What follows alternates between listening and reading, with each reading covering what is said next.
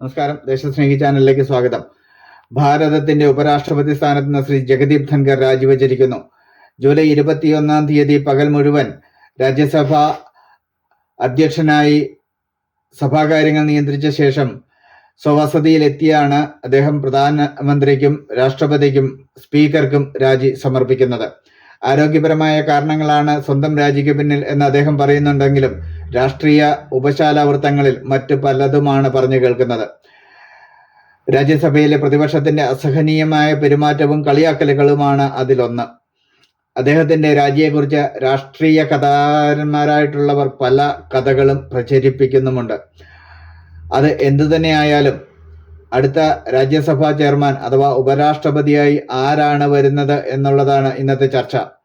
ബീഹാർ മുഖ്യമന്ത്രിയായ ശ്രീ നിതീഷ് കുമാർ ആകുമോ, അതോ കേരളത്തിന്റെ പഴയ ഗവർണർ ശ്രീ ആരിഫ് മുഹമ്മദ് ഖാൻ ആകുമോ എന്നുള്ള കാര്യം നമ്മൾക്ക് കാത്തിരുന്ന് കാണേണ്ടതാണ്.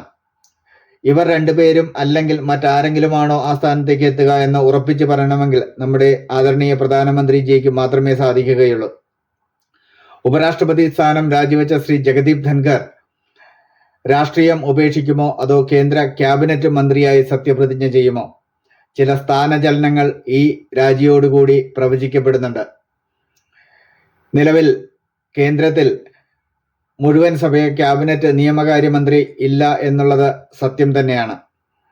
കേന്ദ്രത്തിന് ചില നല്ല കാര്യങ്ങൾ നിയമപരമായി ചെയ്യാൻ ഉദ്ദേശമുള്ളത് കൊണ്ട് തന്നെ നിയമകാര്യങ്ങളിൽ വളരെയധികം പരിജ്ഞാനമുള്ള ശ്രീ ജഗദീപ് ധൻഖർ കേന്ദ്ര മുഴുവൻ സഭയ ക്യാബിനറ്റ് നിയമകാര്യമന്ത്രിയായി സത്യപ്രതിജ്ഞ ചെയ്യാനുള്ള സാധ്യത വളരെ കൂടുതലാണ്. കേന്ദ്രത്തിലെയും കേരളത്തിലെയും രാഷ്ട്രീയം കൂടുതൽ കലുഷിതമാവുകയാണ്. അതുകൊണ്ട് തന്നെ അപ്രതീക്ഷിതമായ പല തീരുമാനങ്ങളും രാഷ്ട്രീയ വൃത്തങ്ങളിൽ നിന്നും ഉടൻ ഉണ്ടായേക്കാം. കാത്തിരുന്ന് കാണുക. ജയ് ഹിന്ദ്.